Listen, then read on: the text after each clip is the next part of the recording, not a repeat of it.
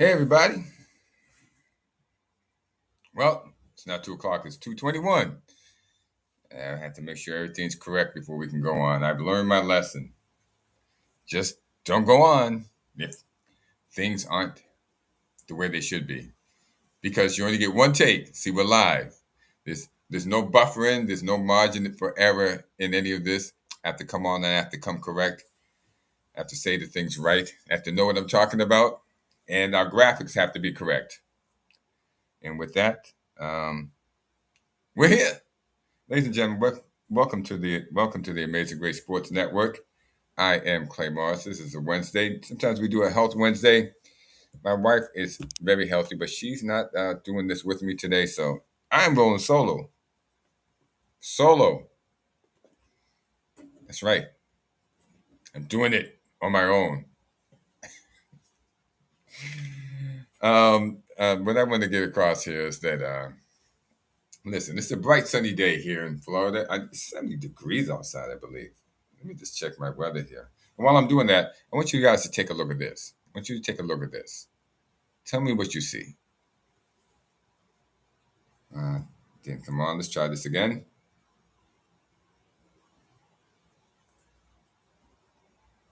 All right, it's not showing. I don't know what's going on here, but it's not showing. Oh, oh no. You know why it's not showing? I have it in the wrong place, but we'll get that. We'll get that corrected. We'll get that right up. You know what? It's 75 degrees outside. It is so bright and sunny. The palm trees are right outside my window. There's nothing like it. Now here, there's going to be a snowstorm up in Boston. So for affiliates up there in WEZE Radio Land in Boston, you guys, I feel for you. I really do. I really do. It's you can see how bright it is here. That's the sunlight. That's the sunlight here in Naples. So yeah. What was I going to show you? I'm going to show you this. Take a look at this, ladies and gentlemen. That is ESPN. I don't know who the first one is, but that's Ryan Clark, and I'm not sure who the second woman is. That's Dan Orlovsky and some guy named Swagoo. Okay, and last week, last week they all picked the Houston Texans to win. Okay, the Houston Texans with C.J. Stroud, like they haven't seen C.J. Stroud all season. Are these guys stupid or what? You want to give them another thing. You want to say they did wrong. But let me give you a couple of reasons why there's no way you can get this wrong. Do you know who the offensive coordinator is for the New England Patriots? His name is Josh McDaniels. He's been in the league like 20 years. 20 years, ladies and gentlemen. Josh McDaniels has been diagnosing defenses and defensive lines and defensive linemen and linebackers, safeties, cornerbacks, blitzes, non-blitzes, disguises, coverages. Josh McDaniels has been diagnosing this for his quarterbacks, because they were Tom Brady, I believe. Mac Jones was in there for 1 year, maybe, and then now we have Drake May. So no matter how good D'Amico Ryans is, okay, Josh McDaniels was an offensive coordinator when D'Amico Ryans was a player. He has seen more than D'Amico Ryans has seen when it comes to coverages and how to scheme against them, how to go against them. Yet these five fools here, and two of them are ex-NFL players who are given a new meaning to the term the dumb jock, okay? The dumb jock who doesn't know what he's talking about when it comes to analyzation. Josh McDaniels has seen more than D'Amico Ryans has played and seen. He has an obvious advantage when it comes to finally getting something through to get the job done, which they did, which is why it was not really a contest. The whole game was not really a contest.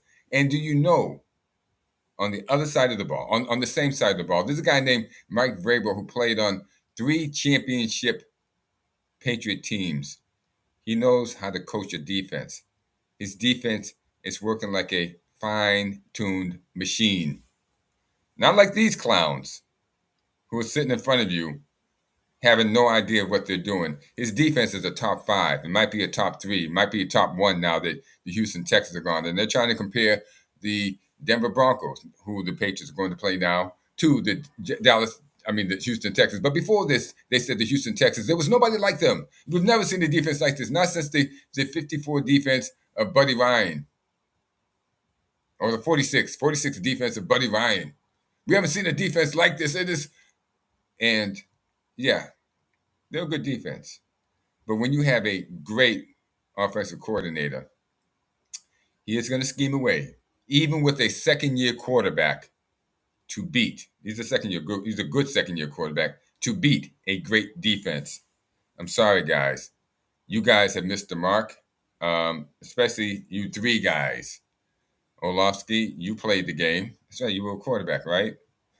And the other two, I don't even want to mention because they can't get anything right because, well, there's a color construct that's getting in the way of them making great decisions. And somehow they thought D'Amico Ryans by himself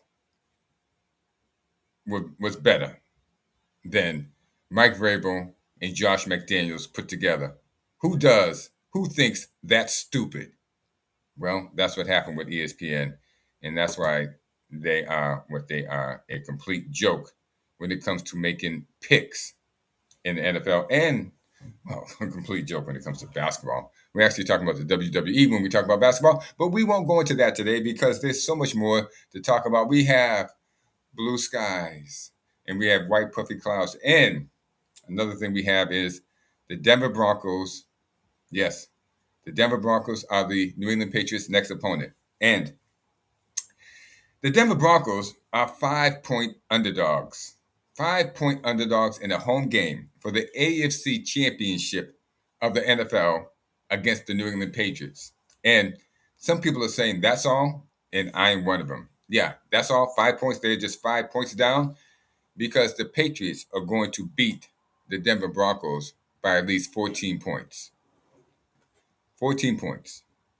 Now, the Denver Broncos would have been favored had Bo Nix not got injured, okay, on a run play. And this brings up something that I'm vehemently against. The quarterback running the ball. I'm against it. I think it's dumb. Yes, it is dumb. I don't have to think. We can look at this situation. It is dumb. And I'm going to give you more examples why it's dumb. Actually, it's worse than dumb. It's stupid. That's right. It's stupid. Because the law of averages says that this was bound to happen. Hello, let me say that again. It was bound to happen. And you don't have to be a rocket scientist or a mathematical genius when we talk about averages. That means it can only go so many times this way before the adverse effect is going to occur. So, if you don't believe me, just go to Atlantic City, Las Vegas, or any other gambling venue. And I don't care how you start, but if you get on a winning streak and then you don't, and then you get on a winning streak, I guarantee you, no matter how much you succeed, eventually you will lose everything that you brought to the table. It's the law of averages. Now, as I've watched Denver over the past 2 years, I have been alarmed at how many times I see Bo Nix run the ball on a design run play. Yeah. And again, I have to use this word, stupid. Let me break this down even further. Because do you know what the NFL stands for when it comes to running quarterbacks? Not for long. Let's take, for example, Lamar Jackson. Lamar Jackson, Mr. Great running back who sometimes plays quarterback. He's about done. This guy has not been able to stay healthy for a whole year, for 3 years. 3 years. And let's throw in Josh Allen. Mr. Josh Allen running over people. I'm the big, strong quarterback. I'm just going to take it on a run. Josh Allen is about done too. His throwing arm looks terrible. His mechanics look terrible because, well, took a lot of hits. Both he and Lamar Jackson have taken a lot of hits over the past, 6 or 7 years? Yeah, they look about cooked, don't they? Now, nobody wants to say this. Okay, but that's why you have yours truly here. Always here to break you the unfortunate but truthful good news. Lamar Jackson and Josh Allen, two sides of the same half dollar, are two of the top tier quarterbacks in the league, but they have had their careers cut short by running the ball way too much. Because the NFL has premium, bone jarring, 300-pound plus defensive linemen. Okay? These guys can lift cars. I'm not even kidding you. They can lift cars. And a collision with these guys is like running into a tree. They have 250-pound linebackers, okay, who can run 15 to 18 miles an hour, stop on a dime. They bring down the fastest of the most. They bring down the best running backs in the league the same way a lion brings down an antelope. It's not even fair. Okay. Then they have defensive backs and safeties range from 180, 190, 200, 210, 220 pounds. These guys can run 20 miles an hour. 20 miles an hour. In the blink of an eye, they can be there. These guys, for their weight, they can bench press twice their weight, at least all of them. Okay, I'm just gonna just throw it out there. They're strong as heck, strong, fast, and they're only little compared to NFL size. They're not little compared to guys walking around here. At 6 feet something, 200 and some odd pounds, you are not a small person when you were just walking down the street. So these guys aren't small people. These guys are big, and they mean business. Now, on the college team with 70 plus players, sometimes colleges have more than 70 players. You might have 15 to 20 of these guys that can fit into that category. Okay. The linemen, the category I gave for the linemen, for the linebacker, and for the defensive backs. You might have 15 or 20 that can fit into those. Okay. The rest of them can't. But on a 53-man NFL roster, every last player fits into one of those three categories. You think it's smart for a quarterback to run? Think about what I just said to you. It only takes a couple of hits, and he's going to be damaged goods, a la Lamar Jackson and Josh Allen. A quarterback is just a rag doll to them, but you think it's a great idea for your quarterback to go running around. That's why it is beyond dumb. It is stupid. Sean Payton, used Knicks to run as much as he did. It's stupid that he did, but it's also cheating the game. I'm going to tell you why, ladies and gentlemen. I mean, that's what Sean Payton, he likes to play a little fast and footloose with the rules there. Okay, because using the quarterback as a running back, you're also banking on that quarterback to get down. Do that quarterback slide so that he doesn't get hit, even though he started off as a running back. Strange, huh? Yeah, that's what they're trying to do. They're trying to flim the rules a little bit. You're not supposed to notice that they're taking advantage of that. Okay, it's a form of cheating. It's a form of cheating, ladies and gentlemen. And it's kind of hard to like cheaters unless one is a cheater. Which is why Nick Sirianni and Jalen Hurts aren't as popular in most fans' eyes as they could be, or some would even argue should be. They're good enough to be better, but they choose to be cheats and sneaks, which does not fit in with the ethos of excellence, of athleticism. We want our guys to be bigger, better, faster, longer, stronger, and also to have a sense of fair play, to play by the rules. That's what we want. Well, that's what moral people want. And if you're moral, if you have a moral compass, you know what I'm talking about. And if you don't have a moral compass, you have no idea of what I'm talking about. And all this is going way over your head as well as it should. Okay? Anyway, to make a long story short, there's a reason why there's running backs in the NFL, and that's to run the ball so that your quarterback does not have to. Now, if Denver had Bo Nix, I would still pick the Patriots to win. That's right. Okay. Um, Patriots to tie? Maybe not. Okay. No, I would not pick the Patriots to win if Bo Nix was still playing. Um, and here's why. In two tries with the great Tom Brady, the Patriots were 0-2 when playing for the championship game in Denver. In Denver. In fact, the New England Patriots are 0-4 and playing Denver in the postseason in Denver, which is where the game's going to be this Sunday. Okay. I may be a New England Patriots fan, but I am not stupid. Okay. I know playing in Denver is tough. Denver, Colorado, Mile High Stadium. Are they still playing in my house? Is one of the toughest places to play. Okay. The Denver fans are rabid.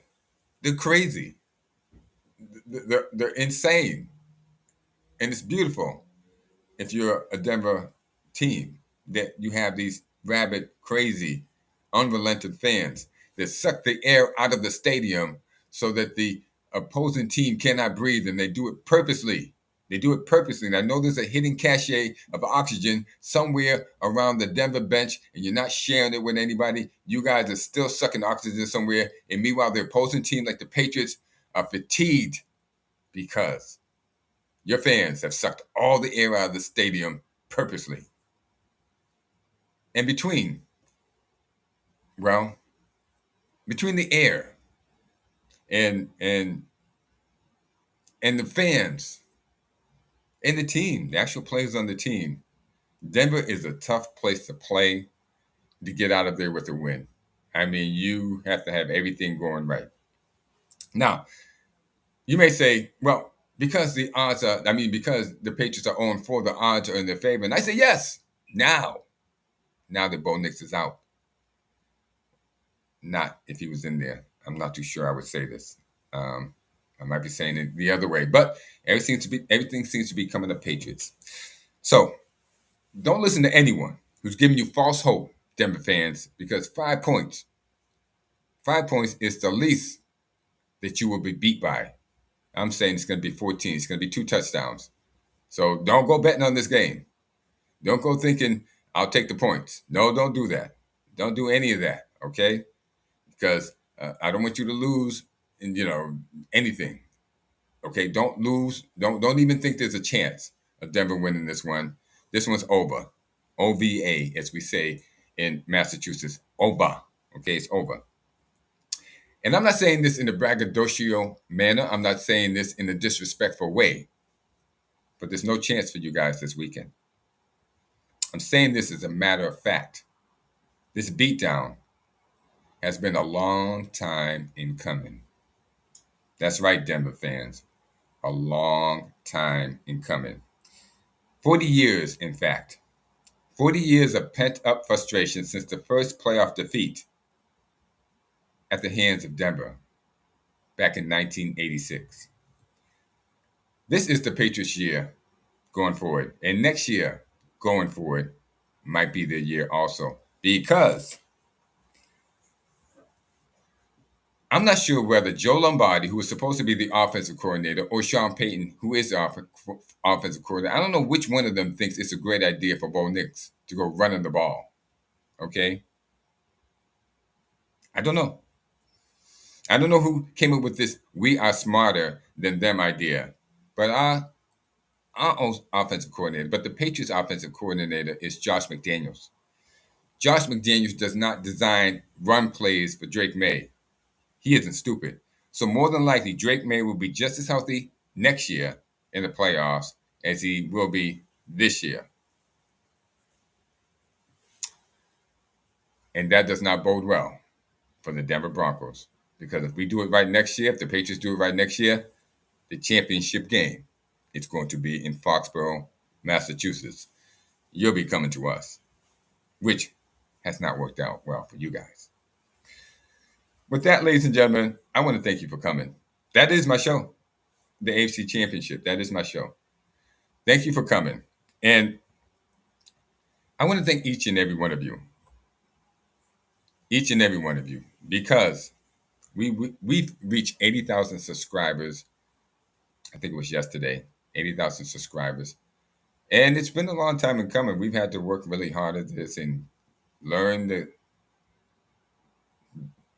YouTube and Facebook and different things. There's so many things to learn. And it's been fun. It's been exciting. It's been great going out to the public and talking and saying things that we don't hear on regular sports venues, just like what you heard today.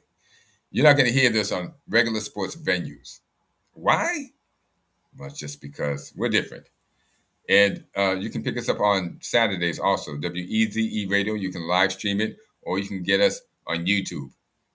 Just pick us up at 9 o'clock on Saturdays, WEZE Radio. We broadcast out of there. And again, Amazing Grace Sports Network, we're Christian based, and we're a little bit different. We're different than the rest of the guys, and we want to be. But I want to thank you. I want to thank each and every one of you that helped us to get to 80,000 subscribers. And I want to thank, um, well, guys who were there from the beginning. Sky Dawn, Kathy, and Ed, they know who they are. Gerald Madamo, well, I said his last name. And all the neighbors, Barbara and Barbara and Dick, Madeline, Tom Cole, Jerry and Melissa, Laurence, who's a French guy who I almost talked into going into an English bar during the French English soccer cup. I want to thank all the guys who were there, everybody who was there from the beginning that supported me in so many ways and got this off the ground and made things happen. Made things happen with support, advice, and money. Also, have to thank um, Amira, Morris Lopes, Liam Lopes, Kenny Lopes, Bobby Boom, Eric James, Craig Morris, and of course, Yukiko Oyama Morris. And there's been so many more people that have helped me in so many ways. And if you're listening to this broadcast, any of you guys who are listening, leave a comment. Leave comments, say your name and things of that sort, and the time that you started listening, and uh, are we keeping you happy? Give me suggestions on what else to do in order to keep this going forward, to make this a platform for people that are intelligent, are looking for analysis that is nuanced from different angles. Because wow, when me and my brother talk, and Kevin, wow, you're not gonna. We can dissect everyone's brain on this. We can dissect their movements, their minds. I can tell you why all of ESPN got it wrong, but I can't do it on the air. Their personalities give it away why they're going to get it wrong. They're probably going to get it right this week when they pick the Patriots. I know they're going to pick the Patriots. I'm hoping they don't, but they will. And I can't say that I'm hoping they don't, because I really don't. It doesn't matter to me whether they do or not. I know how they're going to pick when the going gets a little bit tough and the tough get going. I know which way they're going to roll. And with that, I said, thank you, everybody. Thank you, everybody. And I'm going to put on my bumper music once again, and maybe stop myself from talking in order to get off the air before the bumper music goes off. But I just wanted to say thank you so much. Thank you so much. And as we go forward, we want to 100,000, of course, 200,000, and 500,000, because we have a mission. We have a mission that we're trying to accomplish here.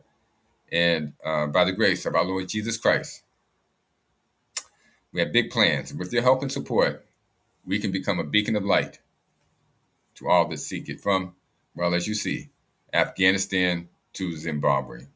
Of course, United States of America, the great United States of America. Well, we can't say enough about the United States of America. God bless you all, and have a good day. Here's the bumper music once again, and I will get out. Have a good day. Have a good week. And of course, have a good life.